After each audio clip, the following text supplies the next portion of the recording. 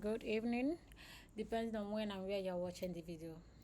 So my name is Priska, your back-end tutor. So I'll be taking you guys on the introduction to Laravel. So for today and for this particular class, I'll be teaching you guys how to install Laravel or create a Laravel project on your system before we get started. So first of all, you should have your composer installed. So I believe by now each and every one of you must have composer installed, because that is also required for the PHP course you've been doing all this while. So for you to verify that you have your composer installed, please open your command prompts, or if it's Mac, you open your terminal. This is my terminal. If you can't find it here, you can just click on launchpad, look for your terminal inside the order, look for your terminal here.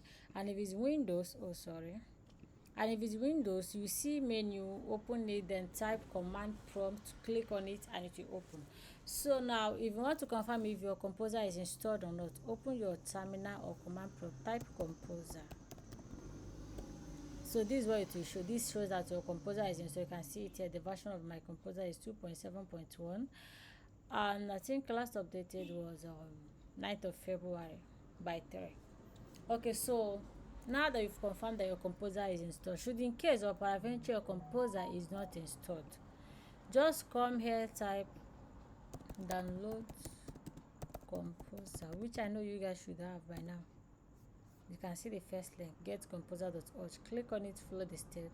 When you click on it, just copy this, run on your command prompt or terminal, and your composer is installed. So let's go back to our main class and the reason why we are here. So as I told you guys, it's very good as a developer. Documentation, Google research, tools like ChatGPT are a must for you. You must not know everything. At times your brain will be blank. At times there are things you know how to do, you are writing it but you are giving you an error. You just have to search on Google. If you find difficult using Google, which I normally use, search on Google, ask questions on group chat that you're in. Since ChatGPT came out, you can just ask ChatGPT, you can get your response, and which you will get after making such research, or you will resort to using documentation, which is the normal thing to use. If there is no ChatGPT and there is no Google, you go back to where documentation of that particular project. So I'll be taking you guys in this particular installation of Laravel. We are going to be using Laravel documentation. Just go to your Google, type laravel.com/docs, right? So this 11s and installation is just the directory we are in, right? So that is it. And when you type laravel.com/docs, you just laravel.com/docs, it brings you just click on get started, click on installation, and here you are. Then you can select your version of Laravel here, and you are inside the documentation. Now what we are going to be doing now is installing our Laravel project or creating a Laravel project. So let's scroll down to, this is installation, right? Scroll down to where they created a Laravel project. So you can see here, create a Laravel project, and this is creating with a composer. You can see, just to create a Laravel project, there is a long command. I mean, if you want to create a PHP, if you want to write your PHP code, you just go into the htdocs, you create a folder, you open it on your VS Code, and you start writing your code, right? It's that easy. But in Laravel, it is a framework. You have to create it so that they build up all the packages needed for you, so that things are made easy. As you already know, framework, the reason for framework is to make coding easier, to provide more security. If you take 10 lines of code to write a particular thing with a core language, it takes 5 or 2 lines of code to write it in the framework. So that means they are going to build all the packages you need and every necessary thing. So that is why you have to do what? Create the project. They give you every necessary things you need while creating it. So now let's get started. You can see creating a Laravel project via composer is a long line of command. Now this create project composer, create project is a composer command. Then Laravel/Laravel, so that you are trying to create a Laravel project. Then example app is the name of the project you are creating. So now if you want to create it using composer, make sure your composer is installed. You just copy it, come here. Before you actually paste it, you have to cd into where you want to get your work done, right? Or actually make a directory. So to make a directory, use mkdir, Now let's see the first. I want all my projects, or for this teaching projects, to be in our desktop directory, in my desktop directory. So we cd into, to cd, or that is change directory, you use cd, then the name of the folder where you want to cd into, desktop. Now the reason why I'm going directly to desktop is because inside my, you can see the name, the folder I'm in now, Priska MacBook Pro. Inside there you find desktop, because I cannot just come inside this place and then look for another project, another folder that is not inside Priska MacBook Pro. I will not get it. So you don't go and stay inside desktop and you're sitting into MacBook Pro that is not on that desktop, you will not get it. So you not say you're having error. So cd into desktop. So I've gone into the desktop directory. Now let's make a directory called learning projects. So inside there we can now create our Laravel project. So everything we are creating will be together. Okay, make directory, call it learning. Have you? I'm getting this thing right. Learning projects. I'm getting the command. Okay, I got the command. So cd into that project, just that folder you just created. Making a directory is like creating a folder, projects. Now we are inside it. Now what is the next step? Creating the Laravel project inside this folder that we want it to be in. So let's assume we want to create this project, Laravel project, using a composer, which takes y. Paste it. Then I don't want to use the example app. Let me just name it students. Then it will take a while to run. It will actually take a while. So by looking at this installation and processes, you might be discouraged and be like, oh god, why is this thing so long? I mean, PHP is better. It does the same thing happened to me, right? I just felt like, why would I even leave PHP and enter Laravel? I mean, it's a long process. Looking at the structure of the Laravel is too big, it's too complicating. Relax, calm down, take it a step at a time. If you think you're not understanding what I'm explaining, replay this video as much time as you need, right, to understand it. Or you can also get help from some people who are better than you. You can ask questions on the group, you can make research, you can watch videos on YouTube just to get one or two things clarify. Laravel is not really that hard. So let's calm down and get started. Now our Laravel project is being created. So there's another way of creating a Laravel project, which is the easiest. Now if you scroll down, to create a Laravel project via Laravel installer, you have to install what? The Laravel installer itself, and you can only be installed via composer. Now this is the command to install Laravel installer globally on your system. Composer global require Laravel/installer. Once you run this on your system and is installed successfully, you can now type Laravel to confirm that it's installed. Once you type Laravel, it will not give you an error. But if you run this command, this one that I highlighted, on your terminal of command prompt, and then after everything you just type Laravel, it gives you command not found, then you know that there is issue. Then the best thing I think you should do, because you are a programmer now and you can just, it's necessary you start finding errors or solutions to your errors by yourself. Just copy that command not found, go to Google, paste it. You see many other options, or you can just paste it and say not getting this in my terminal when I try to run Laravel, right? You get many solutions, Stack Overflow, or you can just paste it on your ChatGPT, you get answers too, right? So that one will resolve. But I guess, and I know that once you run this command, when type Laravel, you will not get that error. So now another command, after you must have installed this, next time if you want to install create a Laravel project, you want to start a fresh Laravel project, you just go to your terminal, type Laravel new, then the name of that project, which is this Laravel new, the name of the project. So as you can see, we are already creating a Laravel project. I mean, we are not 20 that we are okay, it's already created, right? So you can run this, then create your new project using Laravel. And if you don't want to write this long command every time you want to create a project, that's why you have to install this installer, Laravel installer. So now that our project has been created, what is the next step? It is opening it, and first of all, this is just the normal way or the simple step to start your project or create your Laravel project. So the part where we have to come and starting a server, that is after you must have learned the structures of Laravel. I mean, you have to know the structures first, right? So now let's cd into what we just created. I actually forgot the folder. Actually, student. Okay, it's opened. I even my this thing is open there. Code dot is enough to open it for me, but my VS Code is not actually connected here. I don't know, but let's just keep it minimized. Minimize this. Okay, then here we are. Let's look for student projects. This is my desktop. Okay, learning project actually. Open it, you can see the student, right? Now I want us to open this in our VS Code. We can actually use PHP store, which I've started using, but I actually prefer VS Code for teaching. So right click on your VS Code, click on new window. Now select open folder like you normally do. Let me expand this. Okay, open folder. Oh, now it's open. So select, navigate to the directory where you created your Laravel project. Desktop. Laravel, that is learning projects, right? Click on it, and this is our student. Okay, so everything is set and done. I mean, there is not much thing we need to do. This is the structure of the Laravel project.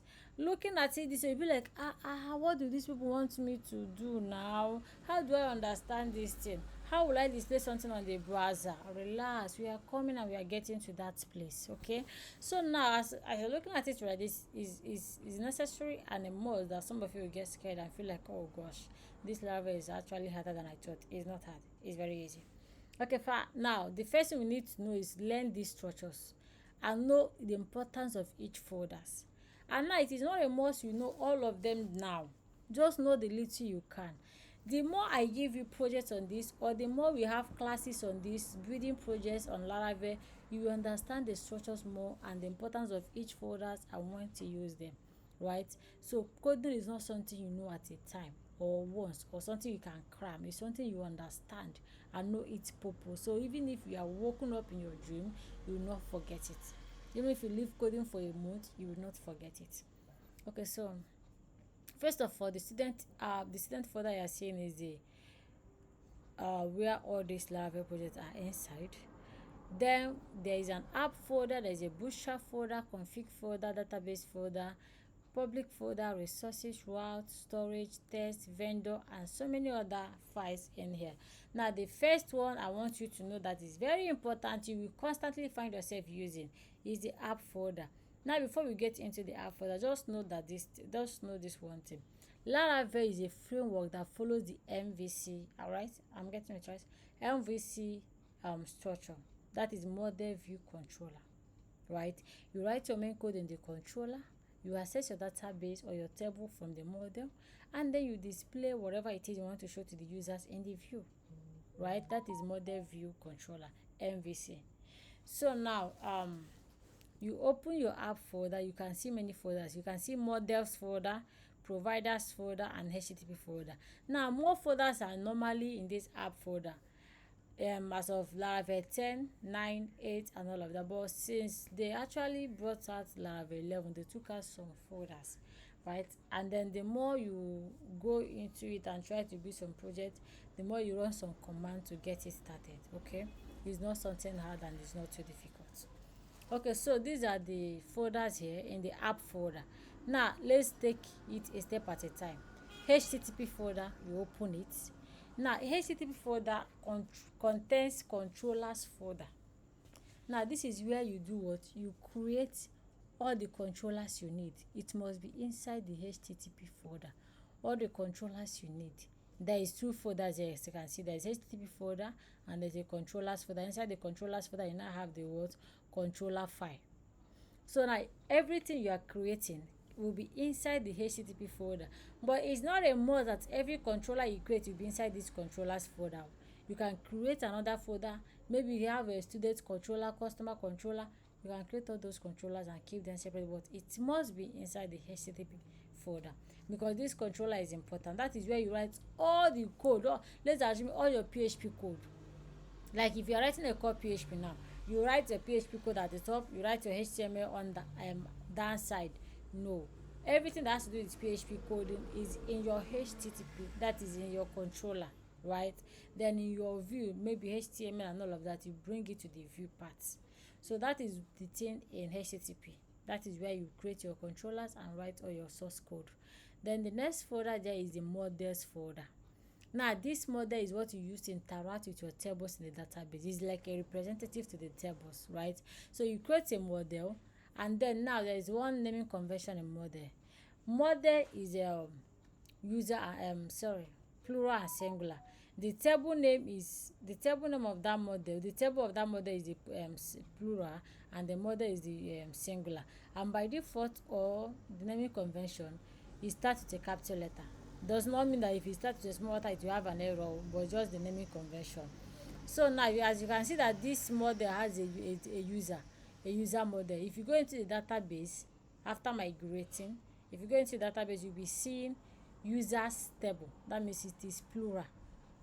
Now if you want to access, by default, let's assume the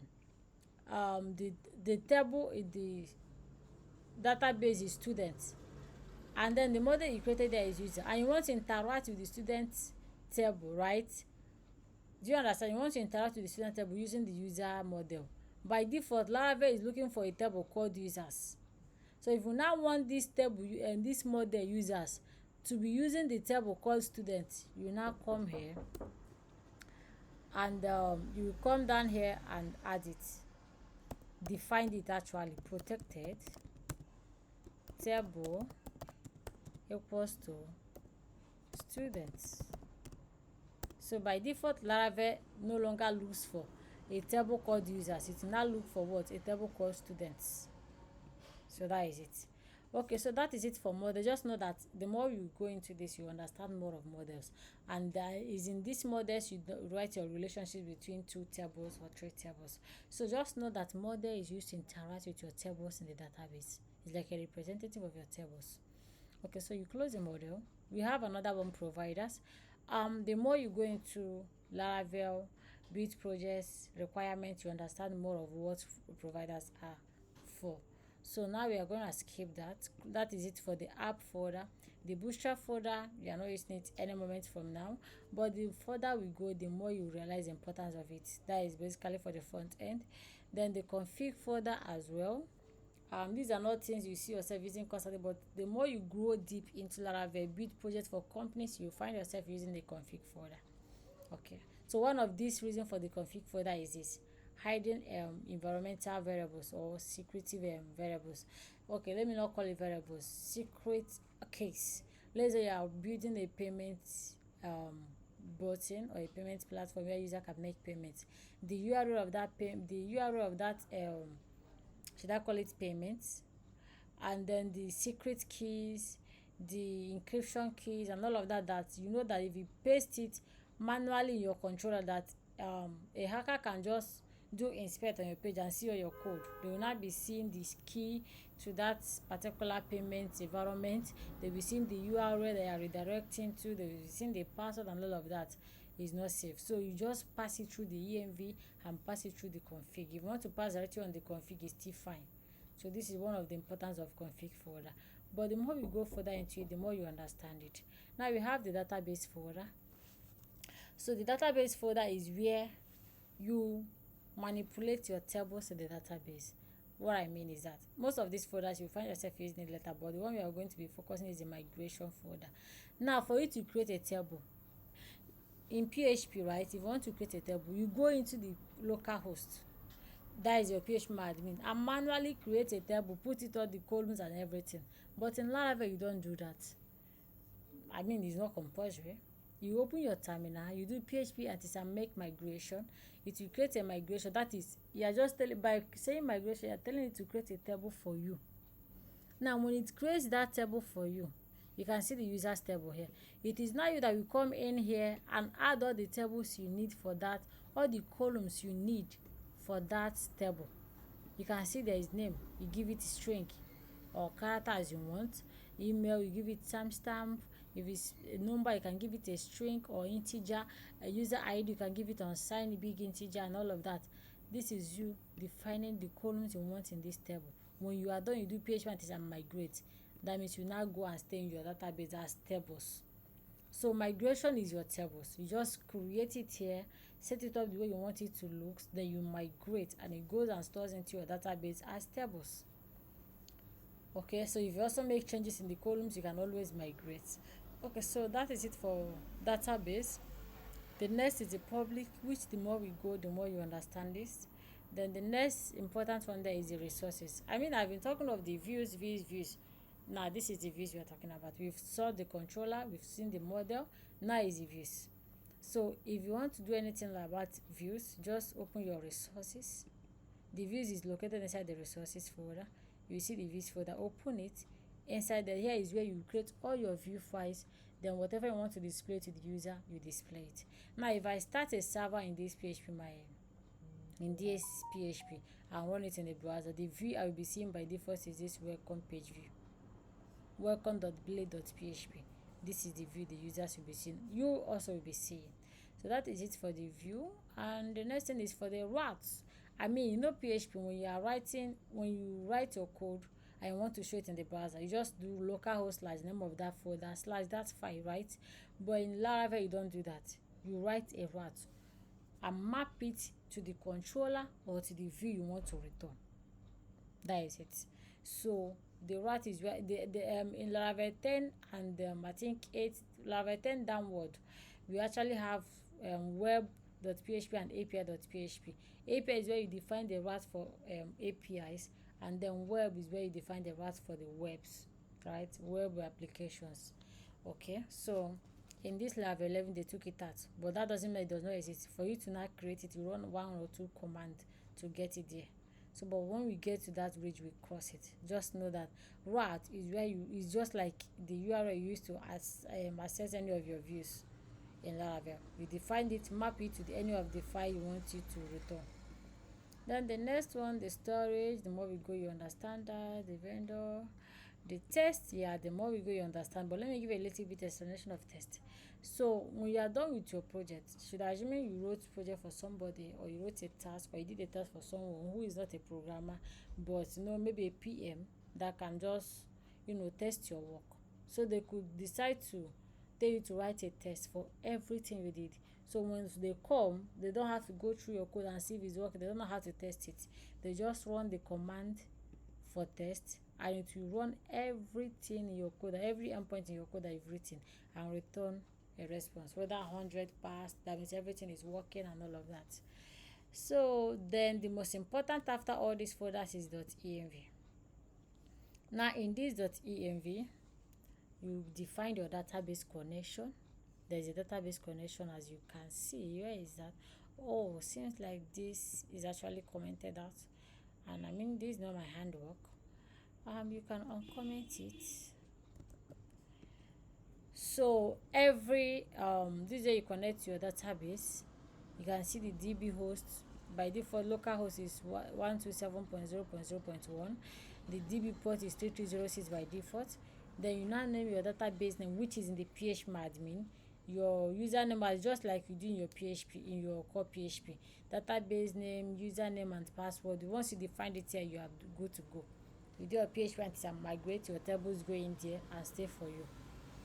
So inside this same .env, most of your keys that you don't want people to easily view, you put it here and then pass it through the config file, and then you can now access it wherever you are in any of the controllers.